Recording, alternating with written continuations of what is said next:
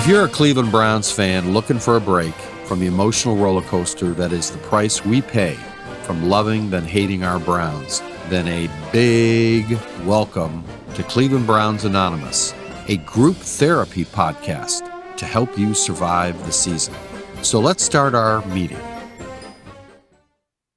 Hi, everybody. It's Mike and Brook. And we are in week 2 of our new head coach, Todd Monken. But before we get into Todd, our first part is career advice for Jim Schwartz. So I'm going to lead off, then Brook, you give me your follow-up thoughts. Jim, if you're out there listening, let me give you some career advice, because I'm older than you. I've been around the block, made my mistakes, like you made your mistakes early on coaching, head coaching. 1, we know you want to be a head coach, and good for you. 2, the way you're going about it, you're not going to be a head coach. What you need to do is you need to cool down, and you got to be a team player. Because the last thing an NFL team is going to want to hire is an old guy who's a drama queen. They don't want that. So if you're pissing outside the tent, that's not a good look. The other point is that I think Todd Monken, who's the Pittsburgh guy? McCarthy? Mike McCarthy. Mike McCarthy. We've got a whole new series of older coaches coming in. And I think these guys are going to have success, just like Sam Darnold had success. Geno Smith had success.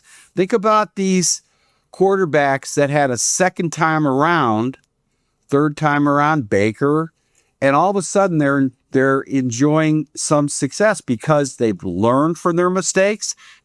They're more experienced.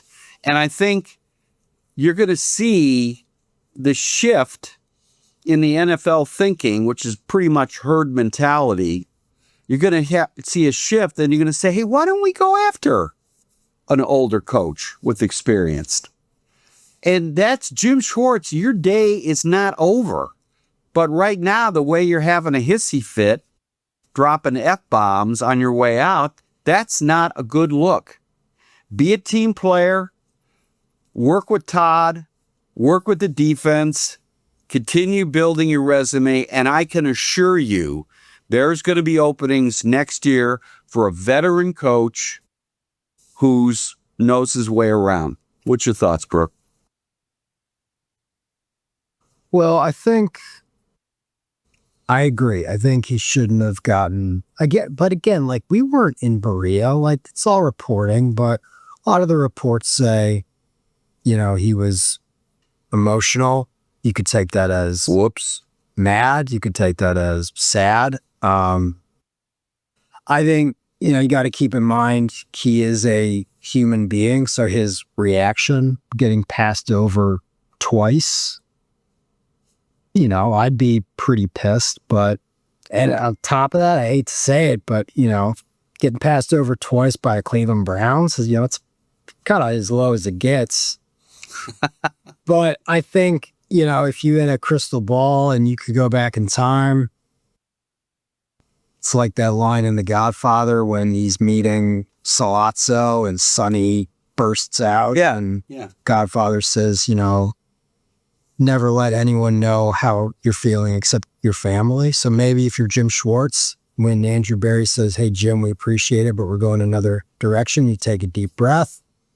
And when you go home, you can be as pissed off as Right. I will say that the more I'm seeing and, watching the Browns TikToks on Todd Monken and his press conference, the more I think they picked the right guy. I think this is a home run pick. I think I really do. And look who he's bringing over. He's got his O-line guy. A lot of Ravens guys. I mean, solid organization. Yeah. And his press conference, I thought he nailed it when Mary Kay asked about Jim Schwartz. Oh, and he was like, that's all over TikTok. Yeah. Everybody's talking about it. Yeah. You nailed it. Saying, hey, I have a lot of respect for Jim. I hope he has a lot of respect for me, but I'm not changing his defensive scheme. But I'm not going to, to summarize it, I'm not on the whip end. Like if Jim Schwartz wants to leave, fine. Yeah. But I'm not here to convince him or plead with him to stay. Oh, no way. And the thing is, like I said last podcast about Jim Schwartz, there was a lot of games when that defense let us down. Yeah. Okay. You got Cameron jumping off sides. Crucial drive. What game was that, Mac? That game he jumped off sides. Was that the Titans or? Anyways, Cameron jumps off sides and then they can just take a knee because they got the first down. Just dumb. And then you lose this. Was it?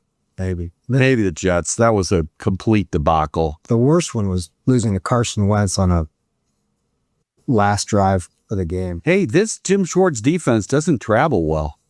No. I'm sorry. I mean, they played well against the Jets, but, there were shades of, the old Joe Woods defense confusion against Carson Wentz. Really?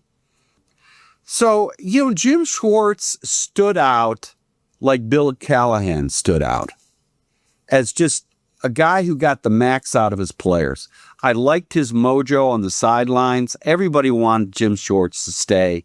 And I think the way he's leaving is not a good look. The other thing I want to bring up, which is just fascinating, I made a note to myself, is what is this fascination with 30-year-olds as head coaches? Sean McVay. I mean, he is, first of all, Sean McVay got taken to the cleaners in the Super Bowl against Bill Belichick. Well, they only lost by like 3. I know, but they should have blown away. Belichick just outschooled him. Yeah, but okay, so. But McVay is a good coach. Okay, yeah, but if the football god said, hey, Mike, you can have Todd Monken right now or Sean McVay. I'm thinking Sean McVay. I'd take Monken. I hate to tell you that. I think McVay, I think you need a solid. I think Monken is going to fit right in with Cleveland. McVay, great coach. He's an LA guy. He's a perfect LA guy for that market. Todd Monken is blue collar, AFC North. And every interview I've seen with Monken, he's just no bullshit. And it is so refreshing after listening to the monotones of Kevin Stefanski. I mean, I'm sure with Kevin, it was a breath of fresh air after the shit show with Freddie. Well, maybe I'm overreacting, but maybe Monken to me, please, can we have that great mix of experienced, smart football brain plus a Cignetti type head coach look at Cignetti. I mean, Todd Monken could be the NFL's version of Cignetti, who finally got a D1 posting after 25 years head coaching and being assistant at Alabama, whatever. And that's what I'm seeing with Monken. I think Monken's going to have success. And I think he's going to set a standard, Jim Schwartz, that there is room for a veteran, experienced head coach. Yeah, I mean, it's funny because I think a year or two ago, HBO did, they kind of switched up their version of Hard Knocks. Hard Knocks, yeah. So instead of following a team during training camp, they follow a division each season. So I think this past year it was the NFC East. But like 2 years ago it was the AFC North. And at that time, Todd Monken was the offensive coordinator for Baltimore. And there's this clip it's bouncing around TikTok of Todd Monken in a meeting with his offensive players talking about his experience with Freddie Kitchens. And he basically said exactly what the reports were, hey, yeah, I would scheme it up, guys. We'd have a plan. We'd go into a game, and Freddie would just throw it out the window. Yeah. You know, and like, if you're a Browns fan, like, there's certain reporters who, when they post something, like for me, like when Mary Kay posts something, like, you can tell, like, whoever her sources are, like, they are rock solid. Rock solid. Yeah. She's not talking to some, you know, office accounting person. I mean, she's definitely talking to someone up high. And she reported that, you know, throughout this whole process, everyone's number one person was Todd Monken. Yeah, that's good. That's encouraging. So the reports last week that Andrew Berry was pushing hard for Nate Shieldhouse, Jimmy stepped in and said, no, I want Todd Monken. It really does sound like, you know, Andrew Berry and his, you know, and Jimmy's son-in-law, and I know they hired a consultant. Everyone's number one was Todd Monken. And I think the reason is because of his no bullshit personality. Yeah. I think his ability, I mean, if you look at the Baltimore offense under Todd Monken, it's top 5 across every major metric. And he did the same thing at Georgia. Just turned around. Yeah. So I think the Browns went into this, and again, I keep going back to what Jimmy said in his press conference after they fired Stefanski. He said, you know, I want an experienced coach on basically the offense. And I think he looked at Todd Monken and he said, you know, I have a lot of really good young talent. I've got a quarterback room that is unique. I've got a quarterback who I think can develop into a starting caliber guy. I've got 2 number ones. I want someone who's been around the block a long time, who knows offense and can really get the most out of his players. Right. And he has a track record of that. Yeah. And I think Jimmy's looking at, you know, the Freddie debacle with John Dorsey. He's looking at Kevin Stefanski. He's looking at, you know, Mike Pettin. He's looking at Chud. He's going through all these different things. And maybe Jimmy's finally light bulbs going off. You know, and that happens in a lot of businesses. You know, you fail. You learn from your failure. You should learn from your failure. And that's how you grow into your job. You know, the fascinating part for me as an owner of my small company is, and you see this, Brook, a lot, and, you know, Amari and Mac and everybody here, where I spend half of my time building collegiality among foremen, crews, junior foreman, office. And that's an art form. I mean, you just don't, when you first start your business, like I did, in college, your first motivation is, I got to get the work. I get the work, and then I get the guys, then I get the crew, and you're just wearing all these different hats. As you mature as an owner, as the business grows, you have to teach your foreman how to be foreman. You have to teach your office how to be an office person. I always wondered, if I was Jimmy Haslam and I was watching the Freddie Kitchen shit show with Todd Monken laying out a plan and sitting in, and after the first game, I'm going to sit and say, what exactly happened out there? And you're listening to the fact that Freddie is not following the game plan that they developed. If I was the owner, I would be all over his shit on that. My job is to teach, as the owner, my job is to teach him how to be a head coach. Same thing with Kevin Stefanski. Same thing with the interaction with Ray Farmer and Mike Pettin. I mean, if I heard that Ray Farmer was texting Mike Pettin to play Johnny Manziel, I'd say, what are you doing in the middle of a game?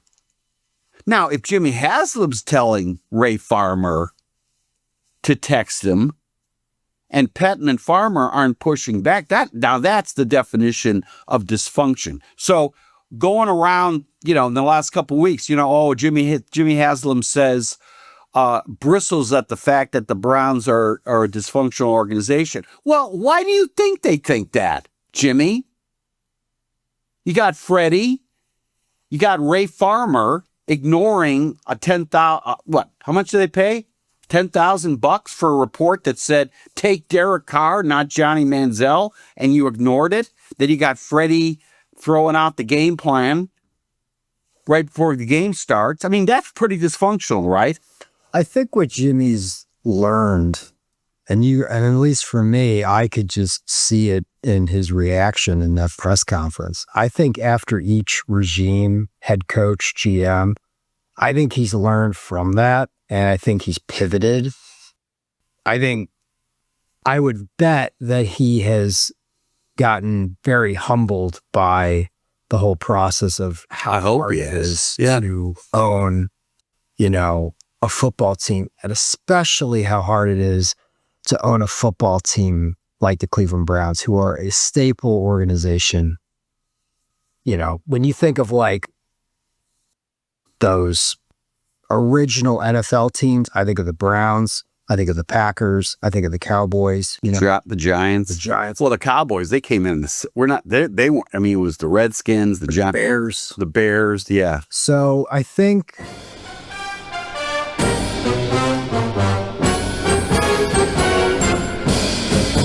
Hey, let's stop here. We got to pay some bills. 30 seconds, and we'll be back. Getting your house ready to sell, or you just need some basic repairs, and you can't get anybody to come out or even return your phone call. Then call Riley Painting and Contracting, your home mechanics, for all of your home repair needs, from electrical, plumbing, roof repairs, and getting your house ready to sell. 45 years in the business, a AAA on the Better Business Bureau, and we're on the preferred contractor list in Cleveland Heights and Shaker Heights. You can contact us by calling 216-371-8160 and leave a message. And guess what? We'll call you back.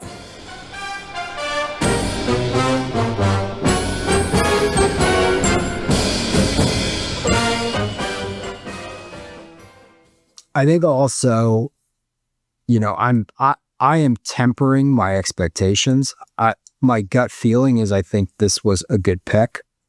My fear, and I don't think it is because he seems very organized, and after that clip from the Hard Knocks series is, I hope he's not a gunslinger type head coach like Freddie. Oh, I don't think so. He's got a track record.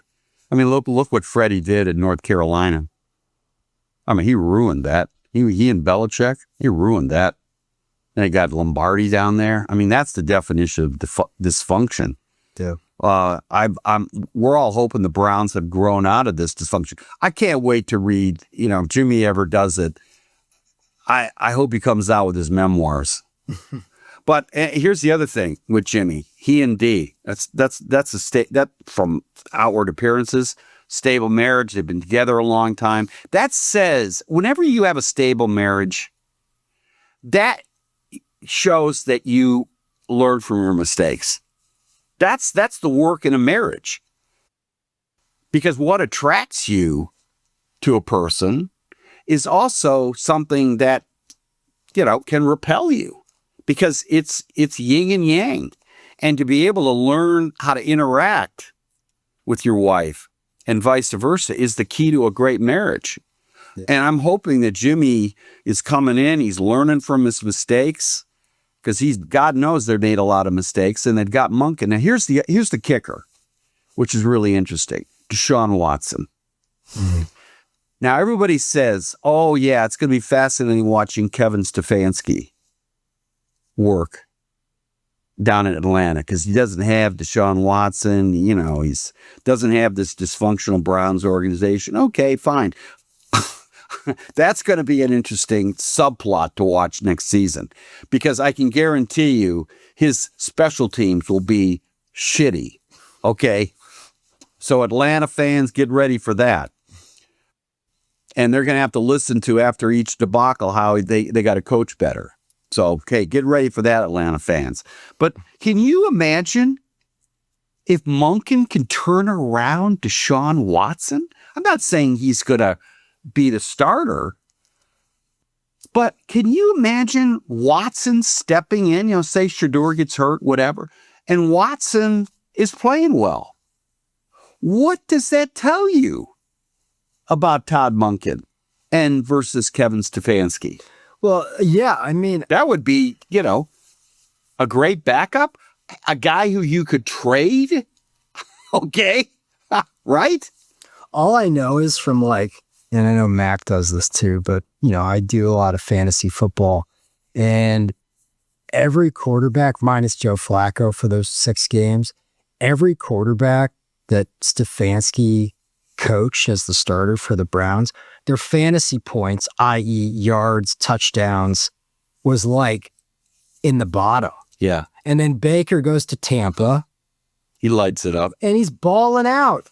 Yeah. You know? Flacco, first game in Cincinnati. Watson in What do you have, Houston- 400 yards? Watson with the Texans, Yeah. he was a top 5 quarterback. Yeah. So I think with Stefanski, I mean, he's going to have Kirk Cousins because Michael Penix is Kirk Cousins, perfect for him. Kirk Cousins is probably doing fucking cartwheels, with Stefanski coming back. But I don't hate Stefanski. I really don't care. I know. Great family guy. I get, what? It's super, probably, super great guy, solid character, nothing but the best for. But we can all agree, watching Stefanski's offense the past 2 seasons, it was like torture. Yeah. It was just these little dink and dunks and stupid penalties. Tight end, bootleg, yeah. And if they scored above 20 points, it was oh my God. But it was 14, 16, 12. It was just it was. So I think with Monken, I hope he lights it up. I hope he looks at that old playbook, he burns it, and he says, you know what? And the quarterback he described in his press conference, who he wants in quarterback, sounds a lot like Shedeur. Yeah. So I hope, and with Watson, Hey, Shedeur is a better passer than Lamar Jackson was when Monken started working with him. yeah, Shedeur is a classic. He's a pocket passer. Who can roll out? Who can and do? Lamar was first. He's incredible. He's super. He's getting when you have those quarterbacks who are known to run. Yeah, it's great year 1, year 2, year 3, year 4, but year 5, they get a little older. They're getting banged up. Yeah. So I think with Shedeur, he's more comfortable throwing it, and I think he's he's accurate. And I'm going to start coining this phrase, quarterback cooler. I was telling, there's a movie out, folks. You look it up, The Cooler, with William Macy.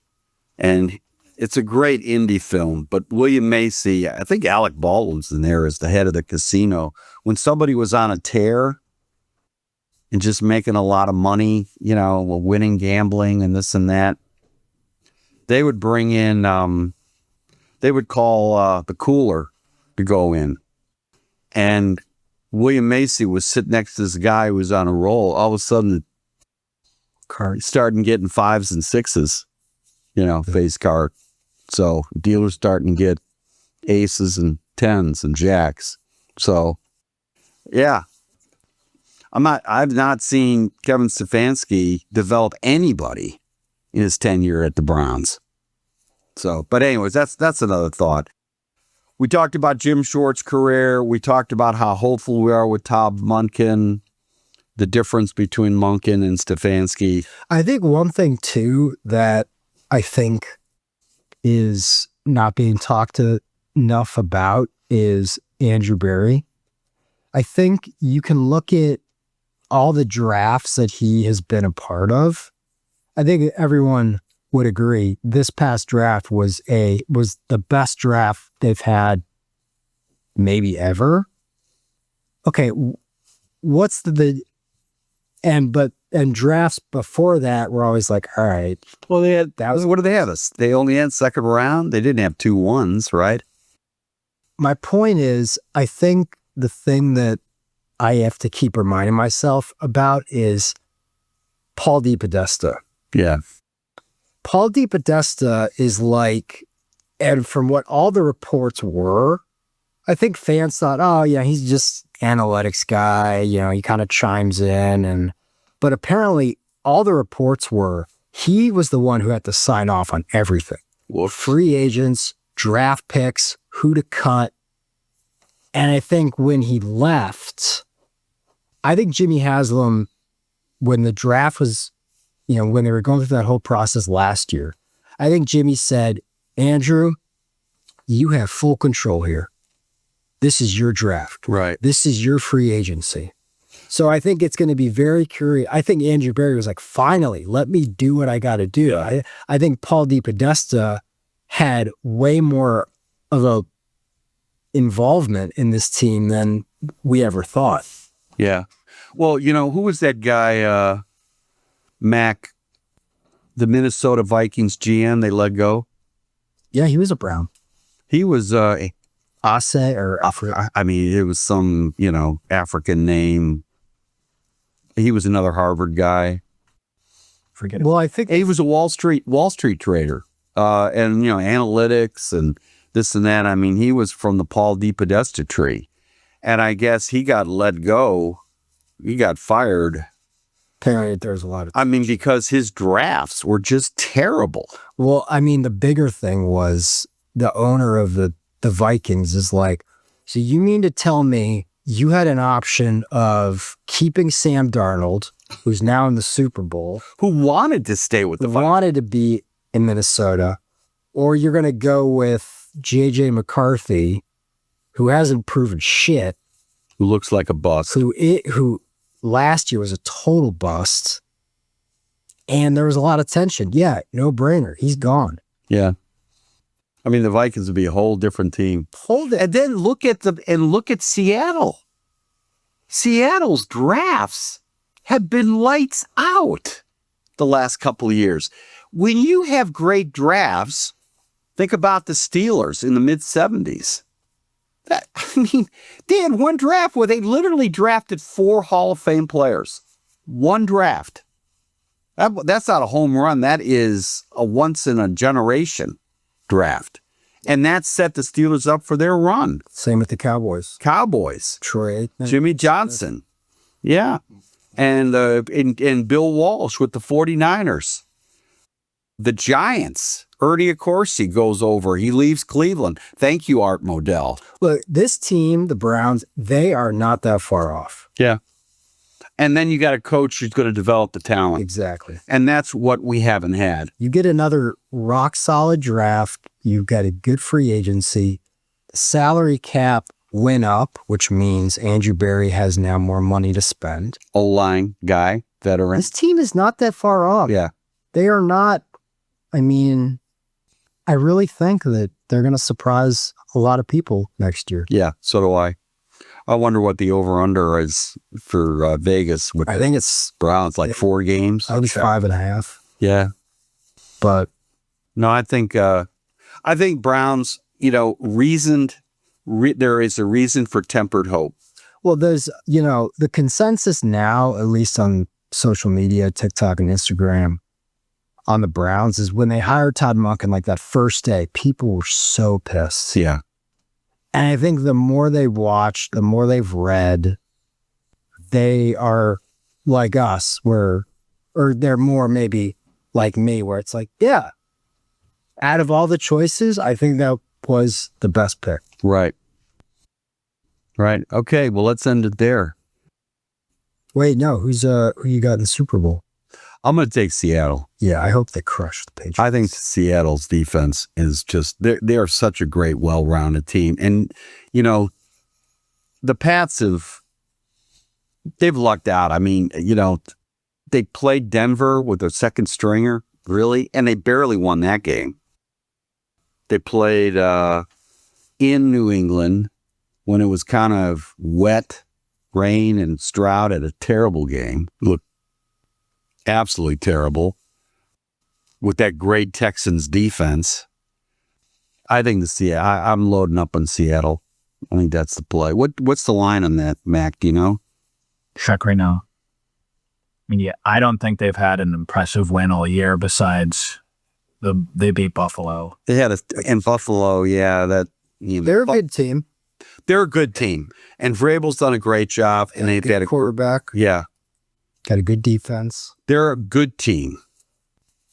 I think it's going to come down to Sam Darnold. I mean, if he has a game like he's known to for, he's got a bunch of picks and it's like deer in the headlights, then I don't think they have a shot. Yeah. Well, he needed to have that game. Isn't that crazy, though? Out of all, because that draft class, Baker, Lamar, Josh Allen, Sam Darnold, out of all them, he's the first one to make it to the Super Bowl. Yeah. When he was on the Jets, you would never think that. Yeah. That just shows. Well, the Jets, that just shows you. It takes a village. Yeah. What's the line? You see it? 4.5. Seattle? Yeah. Yeah. Money line is minus 230 for Seattle and plus 195 for New England. Okay. All right. 4.5. That's not. Yeah. No, I'm going with Seattle. I'll give them the points. So I wonder where the Sharps are. And where is it? Is it in San Francisco, I believe. Oh, the weather's good there. Yeah. It's not raining. Wow, it's in San Francisco. Wow. That was next year. See. Well, maybe it'll be in Cleveland. Yeah, build at Levi Stadium. Okay. Wow. Okay. All right. Well, let's end it there. Next week, post Super Bowl, start talking free agency, Browns. We'll see where Jim Schwartz is. Jim, do yourself a favor, will you? Patch it up with Todd. Come on back. Get your resume stabilized. There's a head coaching job in your future. Trust me. I mean, how many head coaching jobs were there this year? 8, 9. 8? Come on, Jim. It's a buck, yeah. Get your shit together. All right? Don't scare away future teams. Yep. Build on that resume you have with the Browns. Can you imagine if the Browns get into the playoffs and do well with Jim Schwartz and D? All of a sudden, he's going to be a hot commodity. Yeah. The only thing that would happen is if the Eagles, he would go to the Eagles in a heartbeat. He'd go to the Eagles. He'd go to the Cowboys. Yeah. But after that, I mean, I think Cowboys already got a DC locked up. So we'll see. All right. Enough of that. Let's look forward. We might talk a little bit about the Cavs next week too. So the beard is the Cav. That, and I love those 2 picks they got. Those two guys they got from, what was it, Clippers? Kings. Yeah. And addition by subtraction, DeAndre Hunter, really? They lost 2 guys that were just not adding value. They were dead weights. So, all right. Next week, folks. Thanks for your time.